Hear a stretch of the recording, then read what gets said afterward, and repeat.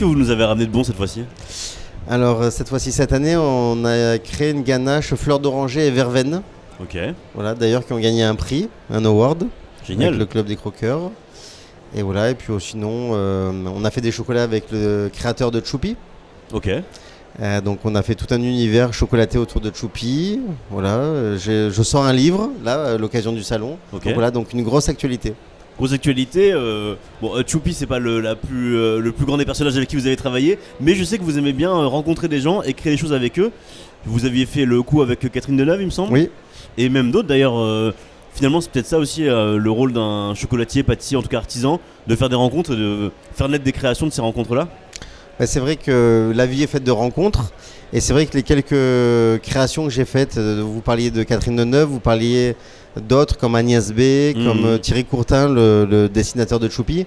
C'est que des rencontres qui sont devenues des rencontres amicales.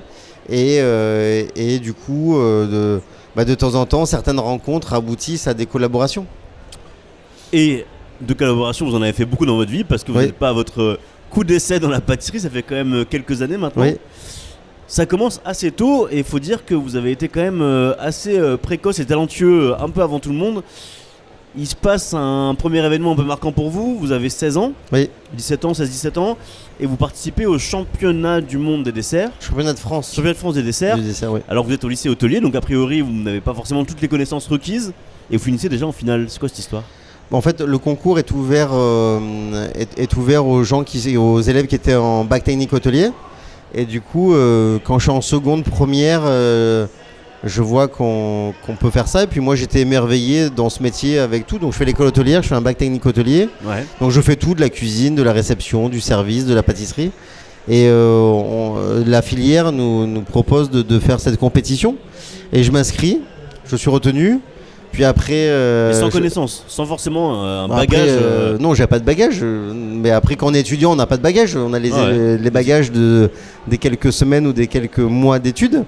Et je m'inscris. Je prends un peu les choses au sérieux. Je m'entraîne. Et je vais jusqu'en finale, en 95.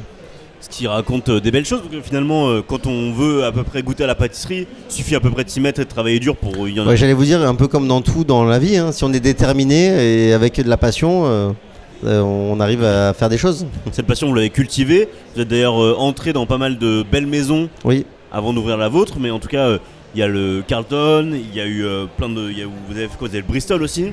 J'ai travaillé, en fait, je commençais ma carrière au Carlton à Cannes, dans un restaurant qui s'appelait La Belle Otero, qui avait 2 étoiles au guide Michelin. Ouais. Après, je travaillais chez Mathiasi, qui était un très beau relais dessert dans le sud de la France. Après, j'arrive à Paris en 99, je travaille pour La Durée, le Bristol avec Éric Fréchon. Et j'ai la chance de rentrer très jeune, chef pâtissier de Guy Savoy. Bah ça, c'est quand même assez dingue. Et j'avais 24 ans, 25 ans, et c'était l'année de la 3e étoile de Guy Savoy. Donc à 25 ans, on prend à peu près la tête de 5 restaurants niveau pâtisserie. Oui. Et on s'en occupe. C'est Guy Savoy qui m'a fait confiance. Donc voilà. Et qu'est-ce qu'on se dit à ce moment-là ? Parce qu'effectivement, avec l'Institut Paul Bocuse et le Centre de formation continue, on se pose des questions justement sur les parcours et surtout sur le courage qu'il faut parfois avoir pour affronter justement des missions aussi grandes que s'occuper des desserts pour Guy Savoy. Qu'est-ce qu'on se dit à ce moment-là ? Du courage, je sais pas. Le courage, c'est comme si on va à la guerre. Moi, j'avais pas l'impression d'aller à la guerre. Vous voyez, c'est que quand on a une immense passion pour son métier et qu'on a la chance de... Guy Savoy m'a fait confiance et m'a donné les rênes de son restaurant 3 étoiles. Et puis quelques mois plus tard, les rênes de ses autres restaurants, en pâtisserie, on va faire la carte des desserts. Non, on se dit rien, on travaille, on est concentré, on est concentré sur son sujet. Et du coup, c'est vrai qu'avec le recul, ça paraît fou. Mais c'est vrai qu'à l'époque, c'était... comme aujourd'hui sur ma maison, j'étais extrêmement concentré, extrêmement focus. Et oui, c'est beaucoup de travail, oui, c'est beaucoup d'heures, mais après, ça dépend quelle dimension on veut donner à son travail. Souvent, les jeunes me disent mais comment vous avez fait tout ça ? Je dis j'ai travaillé. Ouais. Et on compte pas ses heures et c'est la dimension qu'on met de soi-même dans son travail. 8 ans après les championnats de France junior, vous devenez champion du monde des desserts, cette fois-ci professionnel. Champion de France professionnel. Champion de France, pardon. 8 ans après championnat de France junior, vous devenez champion de France professionnel. Ouais. Finalement, la boucle était bouclée, vous êtes allé jusqu'au bout. Comment on prépare un concours aussi prestigieux et ambitieux que les championnats de France ? C'est l'année de Guy Savoy, j'arrive et c'était un concours qui me tenait à cœur. Je m'inscris et comment on le prépare, encore une fois avec détermination, avec assiduité, au début le dessert que je voulais faire il sortait pas, j'arrivais pas à trouver le chemin. Et en fait c'est un dessert de la carte qui plaisait beaucoup aux clients, qui était pourtant un dessert très simple. Ouais. Enfin simple, quand on dit simple pour un pâtissier, c'est pas simpliste, mais techniquement il n'y avait pas d'exploit technique, mais c'était très goûtu, c'était très bon. Et c'est ce dessert qui a gagné. Et c'était en 2003. Pierre Hermé était le président du jury. Et c'est vrai que 8 ans après, d'ailleurs, pour l'anecdote, en 95, quand je suis en finale, c'est Philippe Chapon qui était le chef pâtissier de Guy Savoy, qui gagne le concours. Donc 8 ans après, je suis chez Guy Savoy et je gagne aussi le concours en professionnel. Et pour moi, c'était une très belle victoire et c'est un très joli souvenir. Donc en fait, vous passez par Guy Savoy pour gagner les concours, en fait, c'est ça? Non, il y a vous pouvez passer par plein de maisons pour gagner des concours. Non, mais enfin, vous savez, c'est dans les grandes maisons qu'on apprend son métier l'excellence, on l'apprend auprès des gens qui maîtrisent l'excellence. Donc voilà. Et puis en 2010, finalement, Hugues Pouget ouvre sa propre maison. Oui. Enfin, Hugo et Victor. Oui. En hommage à Victor Hugo, n'est-ce pas? Oui, et puis en hommage à la culture française, à la France et au patrimoine. Et pourquoi ce nom-là? Souvent on m'a posé cette question, pourquoi ce nom-là? Moi je voulais créer vraiment une marque, un univers. Et en fait, donc j'habite à Paris depuis 99. J'ai longtemps habité dans le Marais, donc près de la place des Vosges. Et sur la place des Vosges, le jour où j'ai brainstormé, j'étais dans un café place des Vosges. Et je me dis, j'aimerais bien faire quelque chose un clin d'œil culturel à mon pays, à ma ville, à la culture française. Et autour de moi, qu'est-ce qu'il y avait? Il y avait le musée Carnavalet. Donc la place des Vosges, c'était l'ancienne place Louis XIII. Et puis il y avait la maison de Victor Hugo. J'ai fait Hugo et Victor en l'envers. Et ça m'a plu, ça attise aussi la curiosité. D'ailleurs, 12 ans après, on me pose encore la question. Et puis surtout, on se demande qui est Hugo, qui est Victor. Voilà, c'est ça. Et puis voilà. Cette maison-là, vous l'avez fait grandir à votre image, c'est-à-dire que vous avez voulu très vite l'ouvrir sur l'international, très vite aussi vous inspirer de ce qui se passait autour de vous pour créer vos gâteaux. On a vu maintenant des boutiques à Tokyo, Dubaï. Oui. Et Séoul également. Oui. Pourquoi justement cette nécessité de s'ouvrir à l'international et pourquoi cette nécessité de ne pas se contenter de conquérir le territoire français? Après les métiers les villes et les pays que vous avez cités, c'est vraiment des pays qui ont une vraie passion pour la culture française, pour la gastronomie française, pour la culture sucrée française. Donc en fait c'est un peu des gens qui sont venus à moi et qui m'ont proposé. Donc quand vous êtes sollicité, c'est flatteur et on décide d'y aller ou pas. Et voilà, on a décidé d'aller. Puis après une entreprise aussi doit évoluer. Puis j'étais curieux de voyage et c'était de belles opportunités. Voilà. Vous êtes dans la pâtisserie maintenant depuis 30 ans à peu près. Oui, c'est ça. Oui. Vous avez vu quand même l'évolution des choses et surtout avec une ouverture qu'on peut qualifier encore de récente parce que ça fait 12 ans maintenant que Hugo et Victor est né. Oui. Quel changement vous voyez dans la formation justement et quels sont les axes que vous poussez vous chez Hugo et Victor pour améliorer notamment par exemple le management des équipes, etc. Il y a des choses quand même qui ont beaucoup changé. Tant mieux parce que c'est vrai que quand j'ai commencé le métier, on avait 3 demi-journées de repos par semaine. Ouais. Il y avait un confort au travail qui était pas certain. Et c'est vrai que j'ai vu beaucoup de mes collègues abandonner ce métier parce que trop dur, trop physique, et puis avec des ambiances un peu dures. Et c'est quand même une réalité, hein, c'est ce qui se passait. Ça se passe de moins en moins, tant mieux.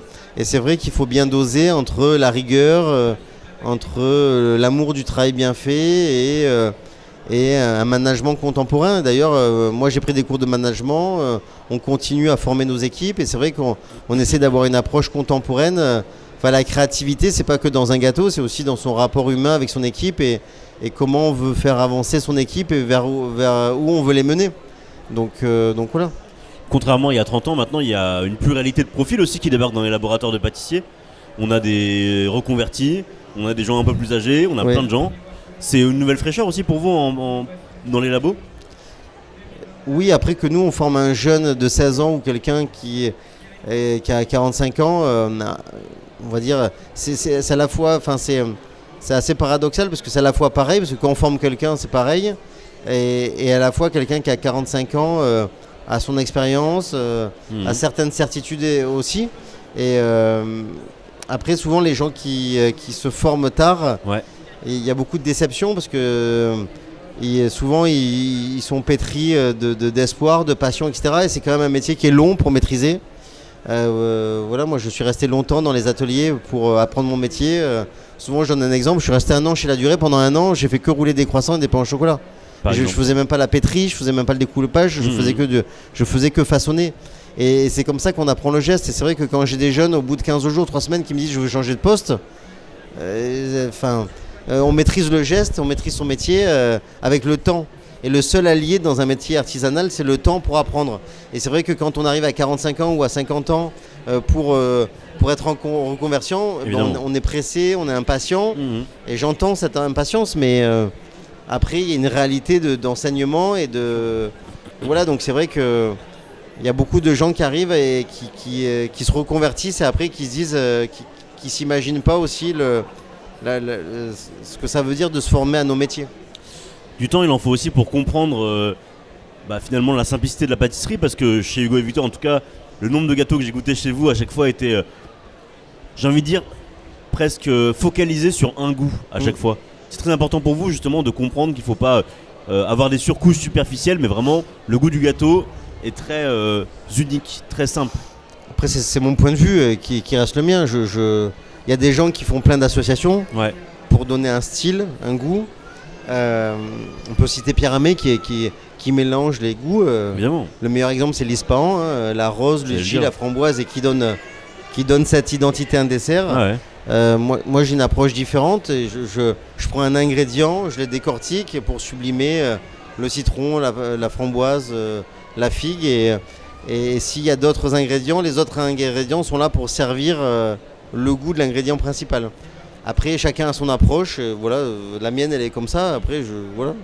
Ouais, elle est comme ça, et en même temps, elle en dit long aussi sur votre amour du produit, parce que finalement, on veut que le produit soit retrouvé, ce qui est annoncé sur le titre ou le nom du gâteau doit se retrouver finalement dans le gâteau. C'est important pour vous. Quand vous mangez une tarte framboise, vous attendez le goût de la framboise en pleine saison, et il faut que la promesse soit tenue.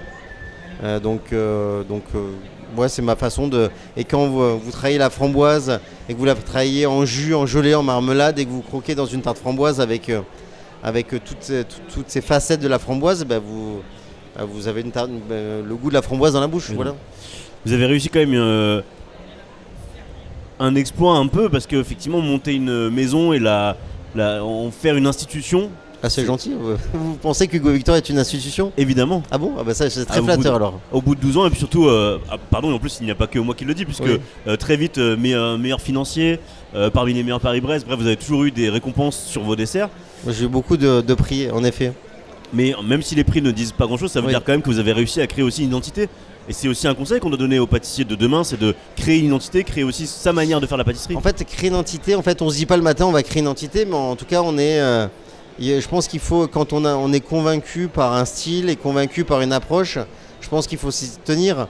Vous dites ça aujourd'hui, c'est vrai qu'aujourd'hui, 12 ans après, ça a l'air évident, mais quand je me suis installé et que j'ai décidé de ne pas faire de tarte framboise l'hiver ou de fraisier l'hiver, par exemple, je peux vous dire qu'on me prenait pour un fou. Alors aujourd'hui, c'est une évidence. Aujourd'hui, tout le monde dit évidemment une tarte framboise, pas en décembre.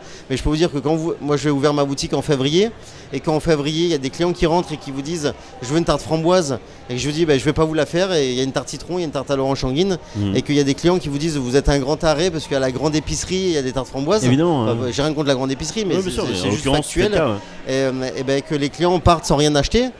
Il y a quand même une réalité économique. Et quand les clients partent sans acheter une tarte framboise en février, au début, vous vous demandez quand même si vous êtes sur le bon chemin. Si vous avez fait le bon choix. Et j'ai tenu, et aujourd'hui, c'est le sens de l'histoire. C'est peut-être un des conseils qu'on pourrait donner justement aux jeunes et moins jeunes qui veulent se lancer en pâtisserie, c'est aussi de se faire confiance et puis de s'écouter quand même pas mal, parce que... oui, d'être convaincu par soi-même et de ses convictions, et d'être très déterminé, et de ne pas baisser les bras aux premiers embûches, parce que de toute façon il y en a plein.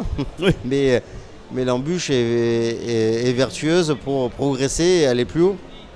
Bon, en tout cas, vu la réussite d'Hugo et Victor, on comprend que vos conseils sont précieux, donc on les distillera avec... Écoutez, c'est mon point de vue, après, voilà. Qui a fait ses preuves, et la preuve, c'est surtout délicieux chez vous, c'est surtout ce qui compte. Merci beaucoup, Poulet, Merci. Et à très bientôt. Merci. Au revoir.